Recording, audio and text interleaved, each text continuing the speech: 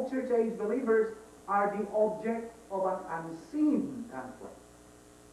Their very body, their very life is battleground.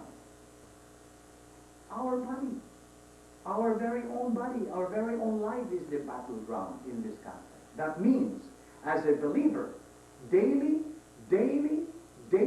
in your life, you're going to be facing unseen dangers, unseen problems. Why? Because you are the target daily in your life. And therefore, daily in your life, God provides. And therefore, by keeping you alive, He provides. He provides by giving you another day. Why are you still alive today? Why are you sitting there and breathing? The air. The air is God's. The chair you are sitting on is God's.